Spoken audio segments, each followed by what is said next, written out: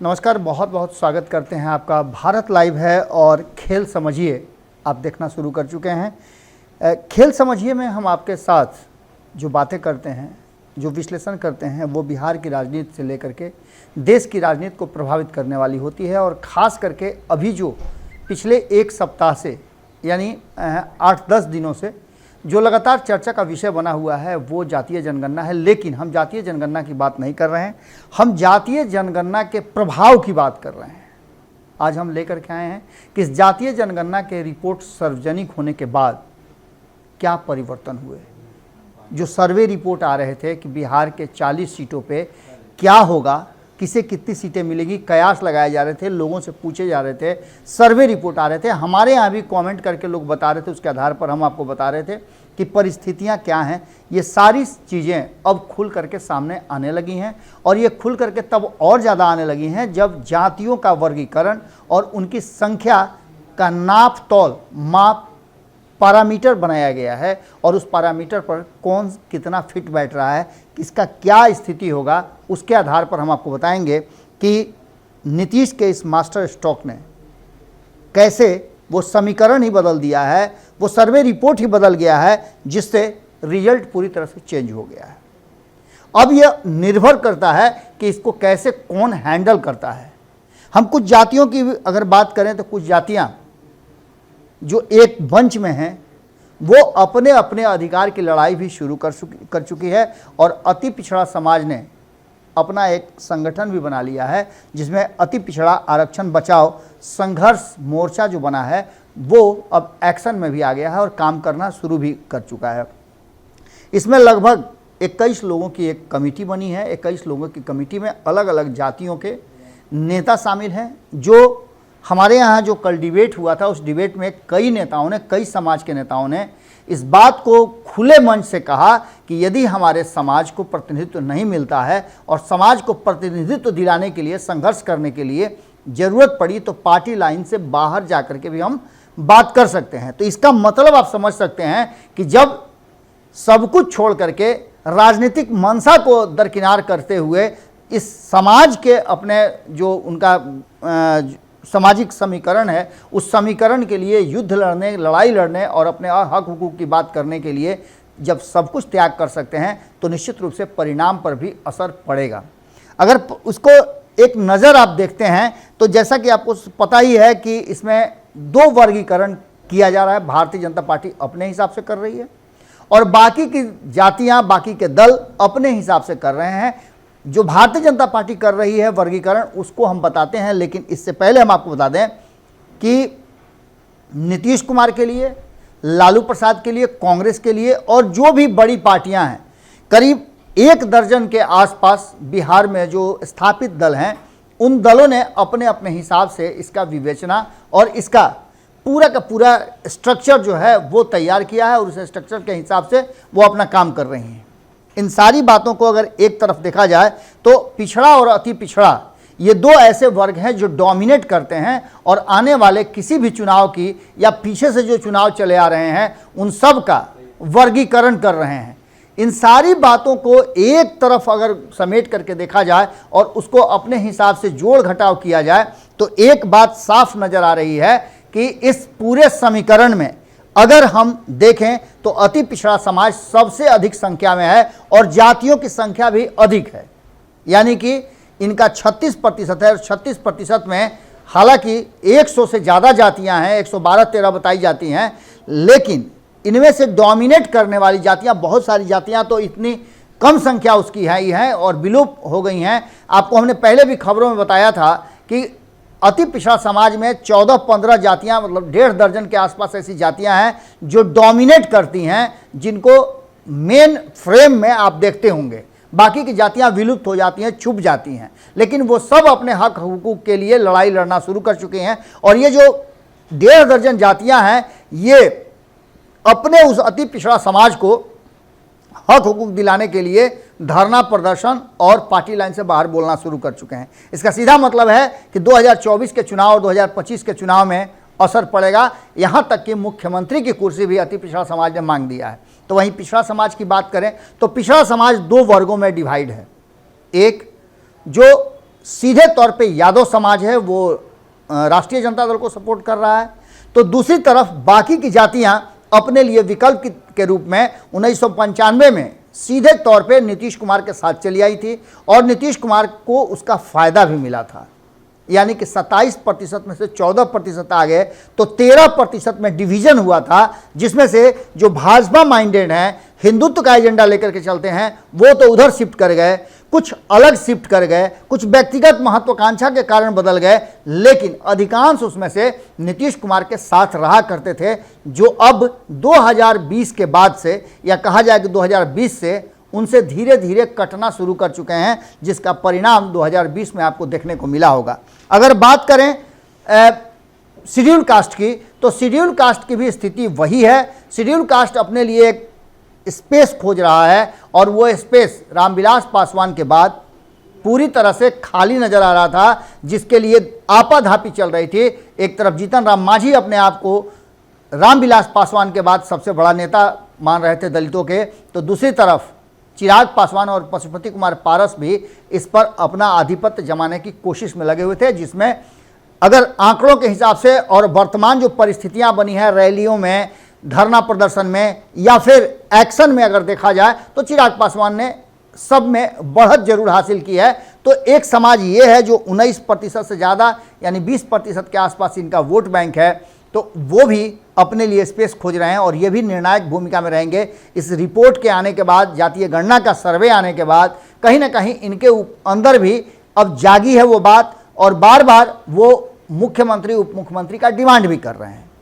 तो उससे भी बड़ी बात है कि अब मुस्लिम समाज, अल्पसंख्यक समाज जो है, वो भी अपने लिए स्पेस खोज रहा है और इसमें दो फाड़ हो गया है। एक तो पूरी तरह से अभी भी राष्ट्रीय जनता दल के साथ चलने को तैयार है, लेकिन दूसरा पक्ष जो है वो ये कह रहा है कि जो हमें अधिकार देगा, विकास का रास्ता बनाएगा, हम उसके साथ जाएंगे। हम उस अब आडंबर में नहीं जीना चाहते हैं जिसमें हमारे सिर्फ वोट का प्रयोग किया जाता है और उसके बाद 5 साल हमें इंतजार करना पड़ता है एक एक बात के लिए, अपने विकास के लिए। तो ये जो माहौल बने हैं, इसने कहीं ना कहीं रिजल्ट को, और वो जो सर्वे रिपोर्ट आ रहे थे, जो कहा जा रहा था कि 40 सीटों में कैसे डिवाइड होगा, अब उसका नट सेल सामने नजर आने लगा है।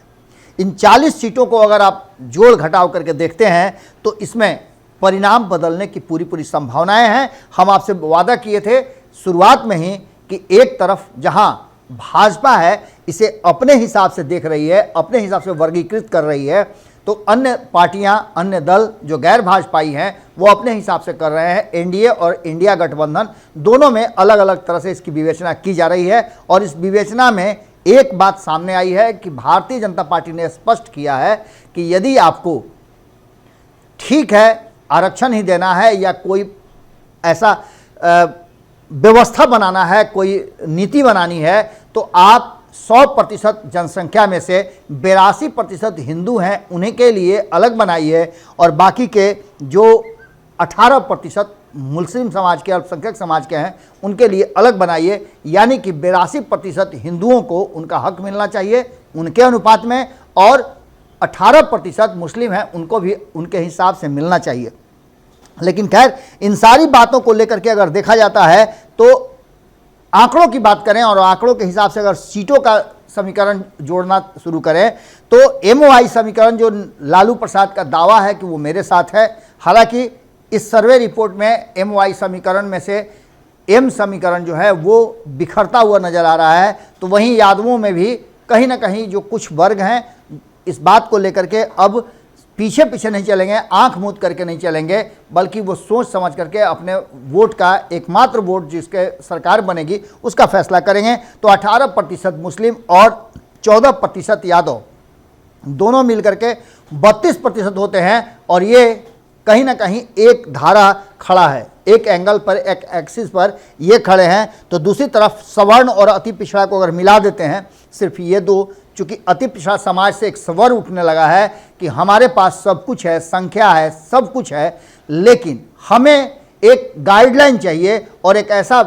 आधार चाहिए जो हमें सही दिशा में, हमारे हक हुकूक के लिए हमें जगह पर पहुंचाने का काम करे। हालांकि क्षमता इनमें अपने में भी है, लेकिन उसके साथ साथ सपोर्ट सिस्टम की अगर बात करें तो सवर्णों का सपोर्ट ये अति पिछड़ा चाहते हैं, और ऐसी स्थिति में ये दोनों एक जगह आ जाते हैं तो 36% अति पिछड़ा और 15% से ज़्यादा सवर्ण समाज एक पलड़े पर आता है तो ये 51% होता है, और किसी की ज़रूरत यहाँ नहीं पड़ती है सरकार बनाने के लिए। लेकिन इसके साथ साथ अगर एक और समीकरण की बात करें तो शेड्यूल कास्ट, सवर्ण अगर एक साथ आना चाहे, जिसकी कि कई बार से कल्पना की जा रही है, कई बार से कहा जा रहा है कि सवर्णों को और अति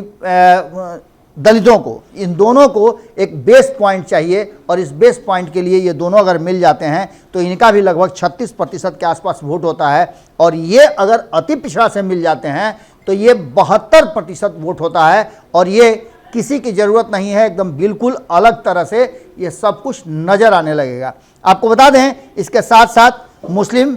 और सवर्ण का भी अगर कोई गठजोड़ बनता है तो ये भी एक अलग तरह का गठजोड़ बनता हुआ दिखाई दे रहा है, और इस पूरे मामले में अगर कहा जाए तो पूरी तरह से नज़र आ रहा है कि समीकरण बदलते हुए नज़र आ रहे हैं। सर्वे रिपोर्ट की बात करें तो इस सर्वे रिपोर्ट में अब सीधे तौर पे एक तरफ जहां टिकट के डिमांड बढ़ गए हैं, 40 सीटों में सबसे बड़ा डिमांड अति पिछड़ा समाज का है कि इसमें से 36% सीटें उन्हें मिलनी चाहिए, तो वहीं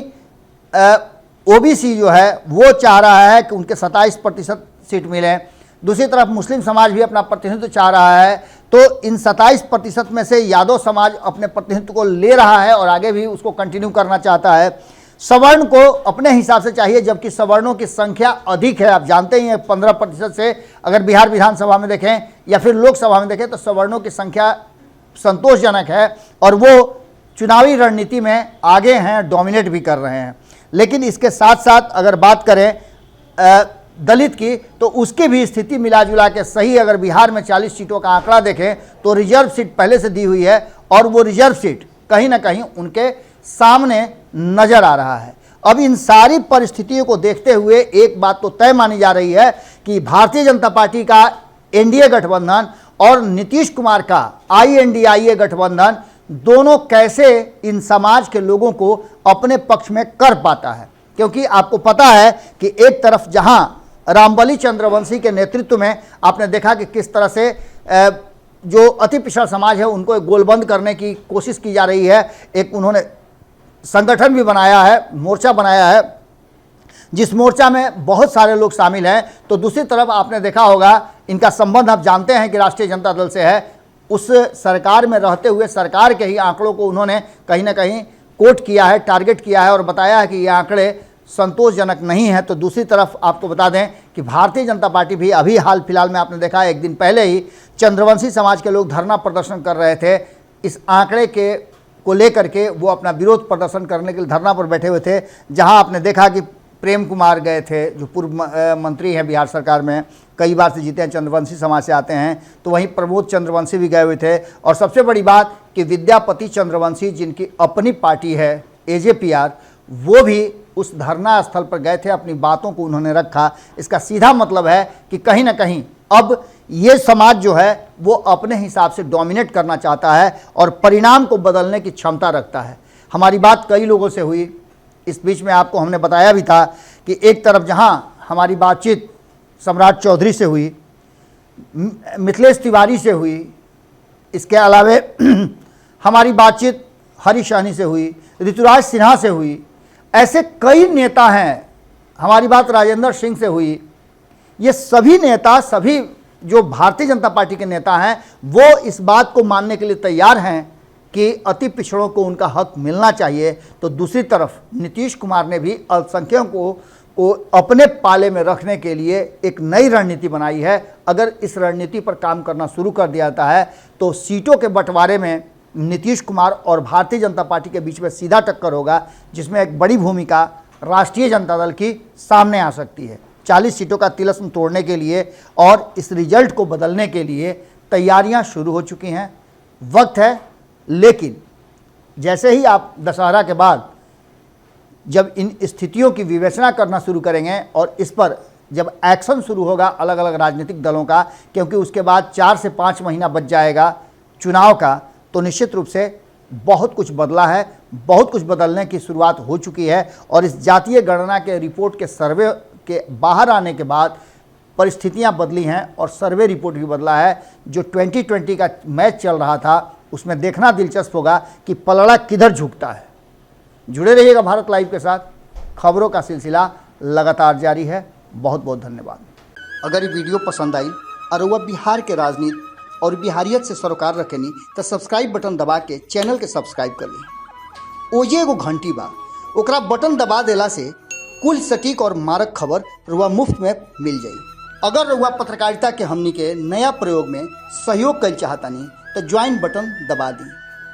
पेटीएम नंबर नोट कर ली 9386816700। धन्यवाद।